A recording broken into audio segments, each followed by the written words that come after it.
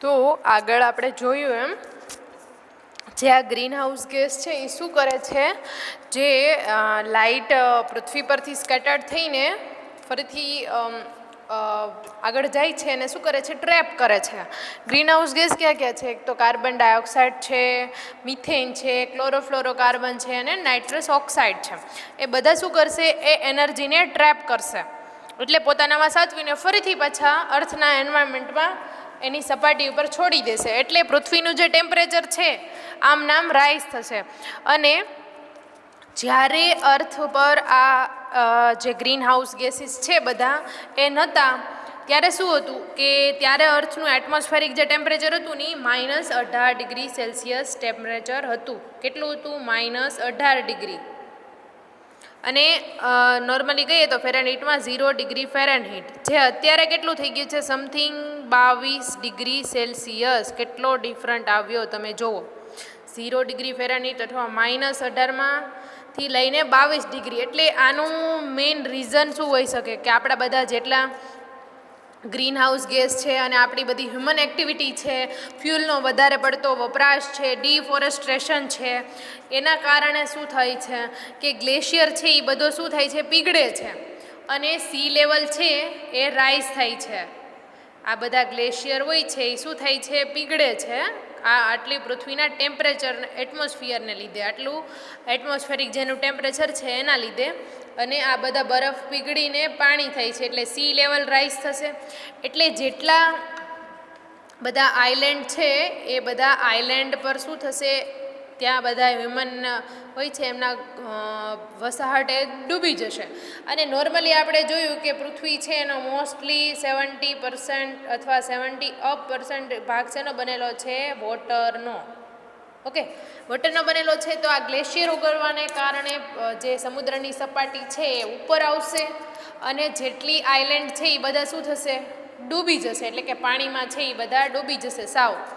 અને એના કારણે પણ લિવિંગ અને નોન લિવિંગ બંને થિંગ્સમાં ઘણી બધી અસર થાય છે. ઓકે, તો આ ગ્રીન હાઉસ ગેસીસ છે એ કેટલા હોય છે? કાર્બન ડાયોક્સાઇડનું સૌથી વધારે પ્રમાણ જોવા મળે છે. કોનું? કાર્બન ડાયોક્સાઇડનું સૌથી કેટલું હોય છે? 60% છે એ કાર્બન ડાયોક્સાઇડ જોવા મળે છે. 20% છે એ શું છે? મિથેન છે. અને 14% CFC છે, ક્લોરોફ્લોરોકાર્બન, જે શેમાંથી એમિટ થાય છે? રેફ્રિજરેટરમાંથી. અત્યારે એના પર બેન લાગ્યું છે, બેન થઈ ગયું છે. અને 6% છે એ નાઇટ્રસ ઓક્સાઇડ. ઓકે, સૌથી વધારે આ CO2 છે.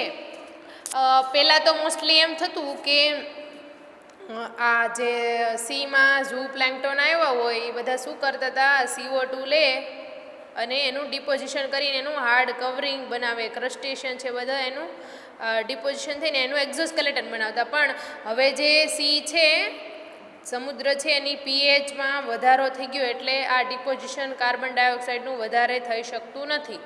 અને આપણે ડિફોરેસ્ટ્રેશન પણ કરવા માંડ્યા એટલે આ CO2 છે એ ટ્રી પણ એના યુઝમાં, રેસ્પિરેશનમાં, ફોટોસિન્થેસિસમાં કંઈ પણ ક્યાંય યુઝ ન કરી શકે, કારણ કે આપણે વૃક્ષો પણ ધડાધડી કાપવા લાગ્યા છીએ.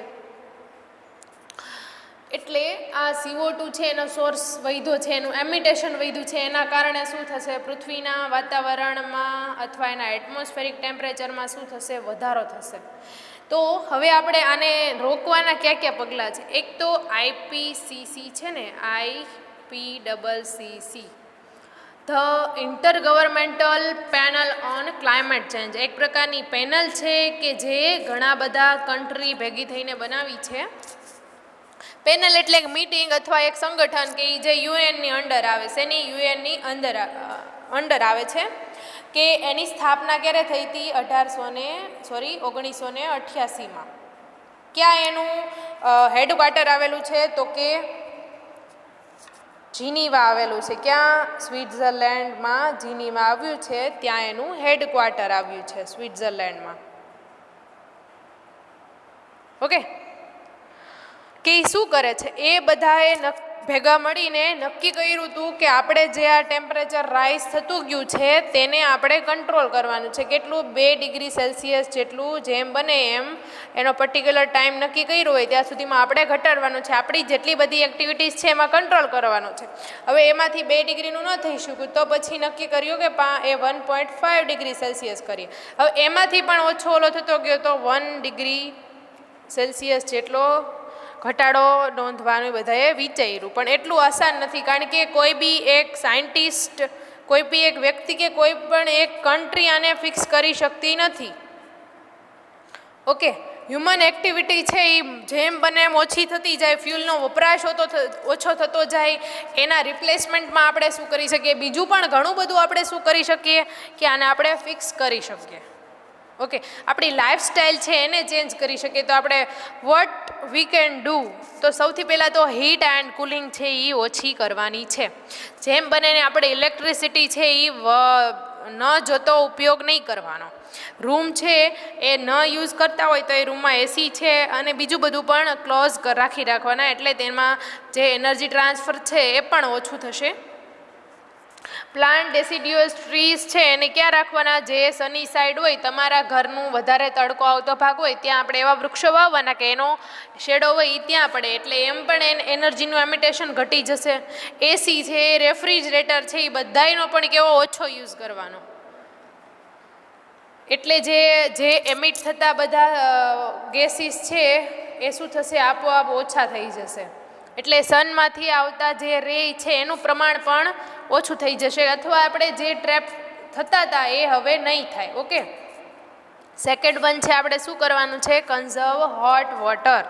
In the average home 70% of energy is use to heat up water. આપણે નોર્મલી 70% ઘરની જે ઇલેક્ટ્રિસિટી હોય ને આપણે ગરમ પાણી કરવામાં જ વાપરી નાખીએ છીએ.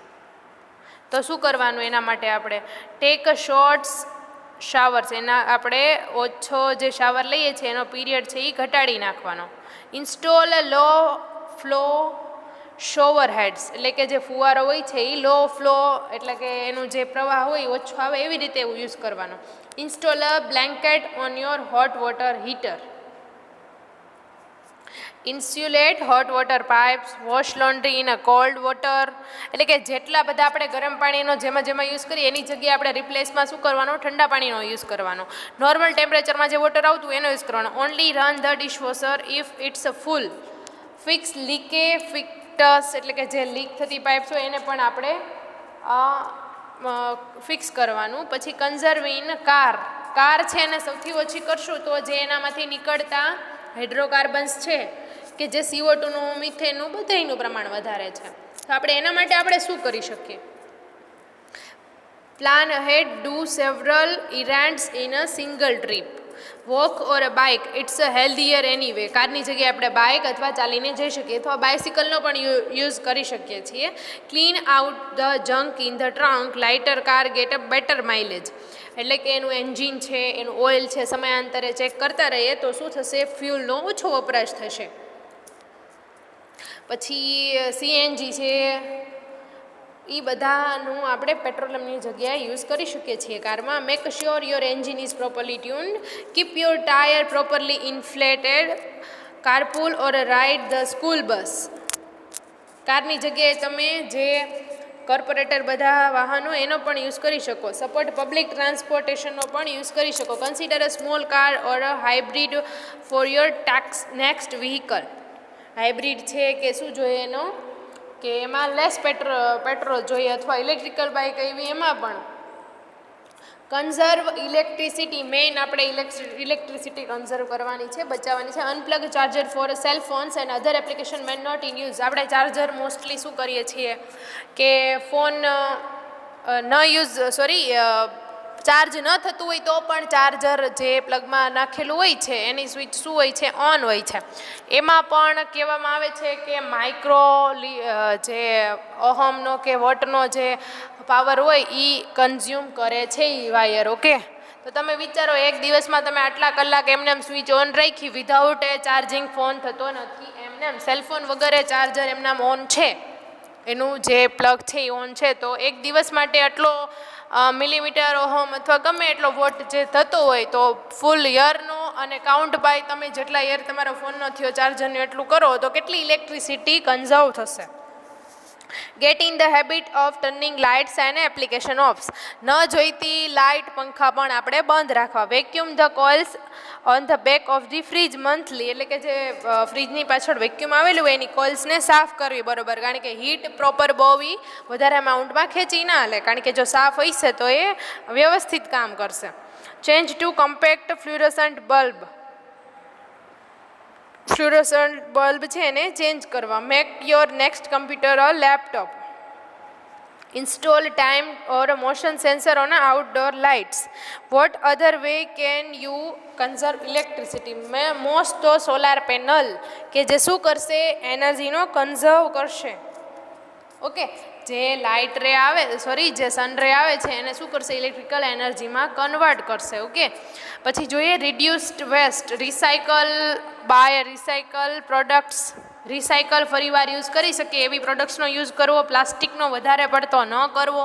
Choose products that have a less packaging, કે જેમાં આપણે ઇવન પોલિથીન, કાગળ અથવા કાપડની થેલીનો યુઝ કરી શકીએ રિપ્લેસમેન્ટ કોનામાં, પ્લાસ્ટિકના. Reuse, repair or donate.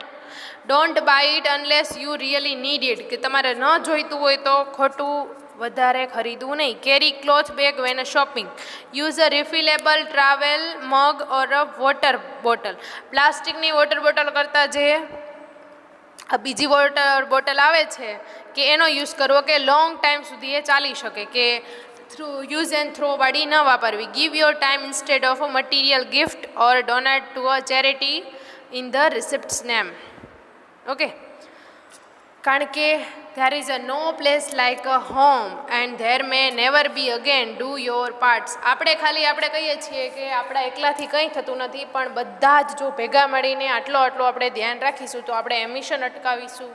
Even વધારે પ્લાન્ટેશન કરશું તો કાર્બન ડાયોક્સાઇડ જેટલો વાતાવરણમાં છે એ બી ઓક્સિજનનો રિપ્લેસ કરી શકશે. અત્યારે તમારે આ બધા કોવિડ-19ની સિચ્યુએશન, જે મહામારી એવી છે, પેન્ડેમિક જે ચાલી રહ્યો છે, એમાં જોઈ રહ્યા છો કે કેટલી ઓક્સિજનની અછત છે. એટલે આ બધું જે પરિણામ છે ને એ ક્લાઇમેટ ચેન્જનું છે. બાકી વાયરસ તો વર્ષોથી પૃથ્વી ઉપર અસ્તિત્વ ધરાવતો હતો જ.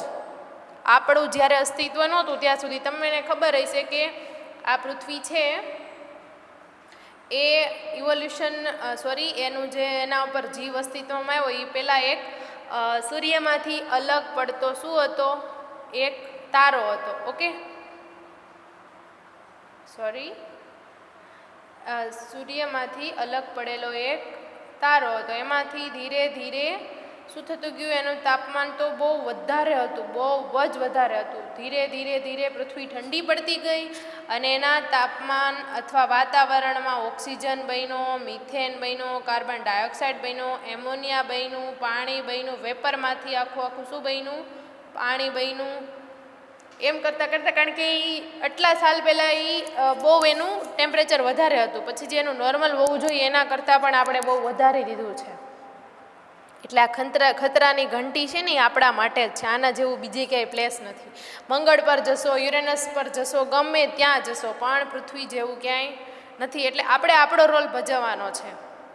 ઓકે, તો આ હતું આપણું ગ્લોબલ વોર્મિંગ, પછી ક્લાઇમેટ ચેન્જ એમાં શું થયું છે, પછી જે ગ્રીન હાઉસ ગેસ છે એ ક્યાં છે અને એની ઇફેક્ટ એન્વાયરમેન્ટ ઉપર કેવી થાય છે, ક્લાઇમેટ ચેન્જમાં શું એનો ભાગ છે, ગ્લોબલ વોર્મિંગમાં શું એનો ભાગ છે, અને આઈપીસીસી શું હતું કે intergovernmental panel on climate change એ પણ શું હતું. એ બધા વિશે આજે આપણે આ ડિટેલમાં ચર્ચા કરીશું. તો નેક્સ્ટ લેક્ચરમાં આપણે પેસ્ટિસાઇડ, એના કયા ટાઈપ છે, પછી એસિડ રેન શું છે, એના વિશે ડિટેલમાં ચર્ચા કરીશું. Okay, thank you.